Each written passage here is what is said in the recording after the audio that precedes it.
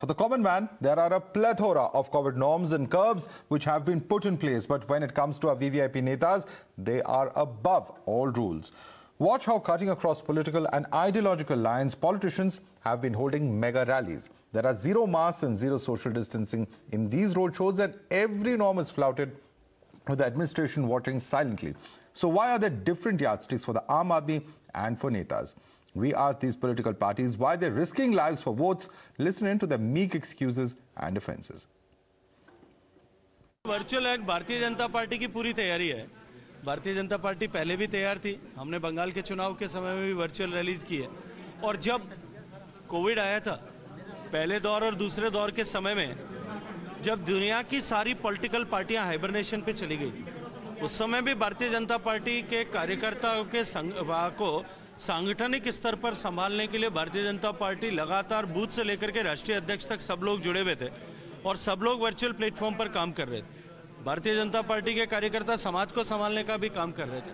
मुझे लगता है कि भारतीय जनता पार्टी के लिए किसी भी परिस्थिति में, कैसी भी परिस्थिति हो, हर परिस्थिति में काम करने में अनुकूलता बराबर रहती। आप जो माहौल बनाने की कोशिश कर रहे हैं चुनावी मौसम में, उस पर कम से कम भारतीय जनता पार्टी पहले खुद अमल करके दिखाए, क्योंकि वो सत्ता में है। तब तो बाकी दल से आप उम्मीद करें कि वो अमल करें। बाकी आप खुद रैलियां करेंगे, विपक्ष की रैलियों को ओमिक्रॉन का बहाना देकर के आप कैंसिल कर देंगे, तो ये बहुत शर्मनाक एक तरह से रीत शुरू करी है भारतीय जनता पार्टी ने। UP chief minister mister Yogi Adityanath and the Prime Minister, Mr. Narendra Modi, are so desperate to win the 5 state elections, so they have made the biggest state of the country, UP, as their playground with vicious campaign. They are using unparliamentary words. They are inciting people to be divided on the basis of Hindu and Muslim. Is it a constitutional duty of a Prime Minister? Is it a constitutional work of a Chief Minister, dividing people on the caste line or the religious line? And news coming in, the Uttarakhand High Court has in fact sent a notice to the Election Commission seeking postponement of assembly elections. इसमें हमने एक application move करी थी जिसमें हमने election commission of India को party बनाने के लिए प्रे करी थी और हमारी प्रेयर मान ली गई और इलेक्शन कमीशन ऑफ इंडिया को रेस्पोंडेंट नंबर 4 बनाया गया है और उनको नोटिस इशू किया गया है इलेक्शन कमीशन ऑफ इंडिया को, स्टेट को और यूनियन ऑफ इंडिया को। हमने ये प्रेयर करी है कि या तो इलेक्शंस पोस्टपोन करे जाए या इलेक्शंस की जो कैंपेनिंग हो रही है वो थ्रू ऑनलाइन हो या वेब मीटिंग्स के थ्रू हो, ताकि ओमिक्रॉन के केसेस बढ़े ना और कोरोना से उत्तराखंड थोड़ा बचा रहे। Let's take this across to our guest. Joining us live, we have with us Tuhin Sinha, spokesperson of the BJP, IP Singh is spokesperson of the Samajwadi Party, Rajiv Jaydevan is vice chairman of the research cell of IMA, and with us in Kerala, in particular, Advaita Kala, author and a citizen's voice with us. Tuhin Sinha, now the biggest question that I have to ask you is this. You know, we have demands coming in. The Allahabad High Court has already written to the Prime Minister or spoken about the Prime Minister and the Election Commission, appealed to them to consider postponing the election. We have seen now in Madhya Pradesh how the State Election Commission has postponed the local body polls. The example of rallies and virtual campaign for the last 3 phases of West Bengal is before us. In that light, with Uttarakhand High Court also now issuing notice to the Election Commission, why is it so difficult to actually ensure social distancing? When you have rallies, if you have to have people coming out, why do all political parties, and this is not just a question for BJP, but I'm starting with you, and why should BJP not ensure that actually happens on ground? If restaurants, cinemas, schools, all offices, all have to be shut, what's so important about political rallies that distancing and norms cannot be practiced there? Assembly elections, and before the election we had all out digital campaign. It was opposed by almost every political party. Even today, I'm saying this on your show, the ball is in the court of the Election Commission. The Election Commission needs to step in. If tomorrow they decide that we will only have a digital campaign, we are okay with that. If tomorrow they decide that only 500 people or only 100 to allowed in a rally, we are okay with all of that. The problem is that all political parties opposition parties take this as an opportunity to browbeat the government. And I will give you an example. During Bengal elections, TMC raised a big issue with with Prime Minister Modi ji's rallies. But the moment we curtailed our rallies, one day later, Abhishek Banerjee and Mamata Banerjee were slyly going everywhere with even bigger rallies. So I think all opposition parties and the BJP need to come together on this. And honestly, the Election Commission needs to step in. Whatever they decide, we will be very happy to accept that, because like I said, digital campaign was proposed by us way back in July, August 2020, before the Bihar Assembly elections. It was opposed by RJD and all the other opposition parties. No, but Tuhin, the Election Commission will come on and say that we only come into play when the Model Code of Conduct comes into effect. And that is once the schedule is announced. It is only after that the Model Code of Conduct comes into effect. So at the moment, why can't political parties exercise a little self-restraint, sir? Poll schedules have still not been announced. And look at the kind of gatherings of tens of thousands of people we are seeing. Since all of these rallies are related to elections, I think the Election Commission can step in. It's an exceptional situation. But also, having said that, most of these rallies have been scheduled for weeks. So yes, one party needs to take the onus, and I think in a matter of days, you will see a change happening. But like I said, the opposition needs to stop browbeating the government. We have seen this even in the case of Rahul Gandhi. If you check his rallies in Kerala in the end of March, that was the time Kerala was experiencing breakout of the worst kind of the infection. Okay, let me bring in the Samajwadi Party on that point. Samajwadi Party के प्रवक्ता है हमारे पास IP Singh जी. उनका कहना है BJP का कि opposition इस मुद्दे पर पॉइंट स्कोरिंग करने की कोशिश करती है, ब्रॉ बीटिंग करने की कोशिश करती है, लेकिन विपक्ष को और पक्ष को साथ में आकर इस पूरे मुद्दे पर एक डिसीजन लेना चाहिए ताकि इस तरह की गैदरिंग्स ना हो. लेकिन वो कब होगा और कैसे होगा? ओमिक्रॉन पर मैं निश्चित तौर से अपनी बात कहूंगा, लेकिन अभी अजय सिंघविस्ट एलियस योगी आदित्यनाथ पर बहुत सी बातें हो रही थी.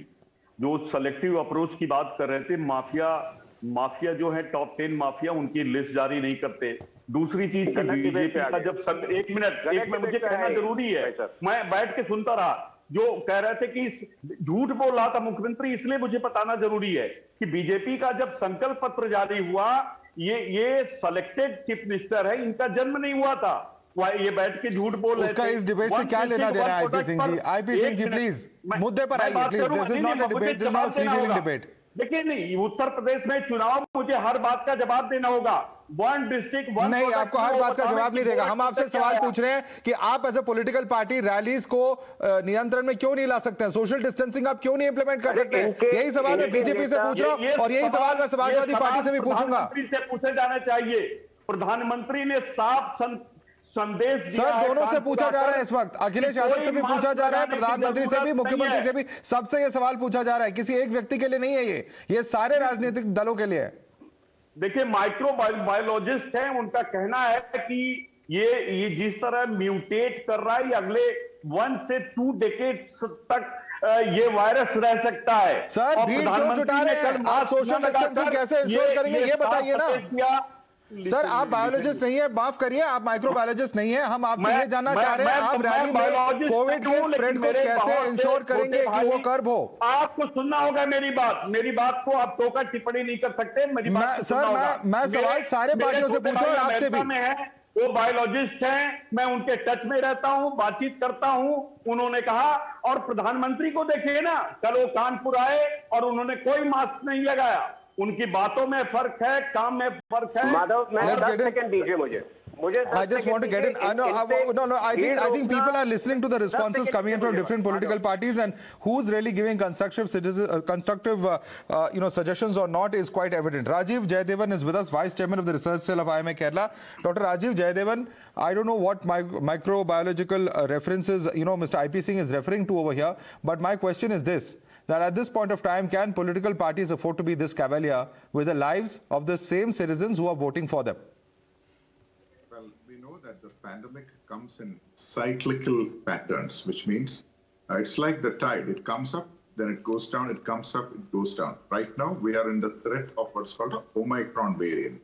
And next time, there will be a different variant. As you rightly said, this is not going to stop with this variant. So we need to find a way to safely negotiate these waves without compromising people's health, which is why if you look at the COVID-19 as a disease of the society. It is as much a behavioral disease as it is a viral disease. In other words, we have vaccination, we've got excellent medications, good doctors, nurses, and hospitals. But at the same time, Right. the spread of the disease is determined by how people behave. Now, it does not discriminate between a movie theater or a sports event or a political rally. So we need to have what is called a pandemic safe protocol. And not only have a pandemic safe protocol, we should have different protocols for different stages of the pandemic. Okay. Right now, we are facing a threat of Omicron. It is not a quiet phase. In a quiet phase, we can be a little bit more relaxed. All right. Adwaita Kala, your quick response to that. Can political parties have a different yardstick from the common citizen who has to undergo a number of restrictions now? Various state governments, various cities have actually imposed those restrictions. Absolutely. They cannot have a different yardstick. They have to come on board. And this is about public health. We've experienced the Delta wave this year, the devastation it caused, the loss of life.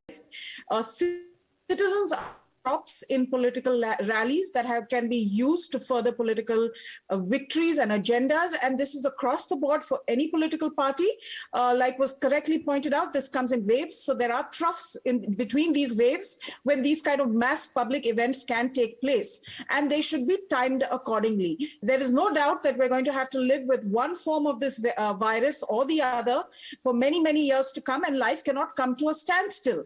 But certainly we have to navigate these waves and troughs and plan mass events during the periods when there is a trough, because our hospitals cannot cope with what is coming our way with this particularly very transmissible variant. Well, Election Commission certainly needs to take note is what the Uttarakhand High Court, I believe, has said. It has issued notice. That's the message going in this evening from the Uttarakhand High Court. But the larger question is whether political parties themselves will exercise restraint, will exercise caution and prevent these kind of mass gatherings without masks, without social distancing that we are seeing. We cannot have a second yardstick or a different yardstick for only political events and not other events. On that note, I'd like to thank all of you for joining us. We're slipping into a quick break.